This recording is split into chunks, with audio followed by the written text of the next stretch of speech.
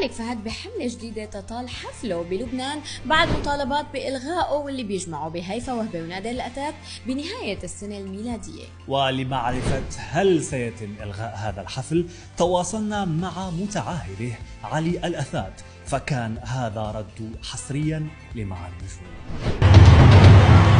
هاي حملة تعسفية على سعد المجرد. القضاء الفرنساوي برأه والقضاء الأمريكاني. هلا إذا بدك ترجع على القضاء اللبناني يا حرام، يعني حدث ولا حرج.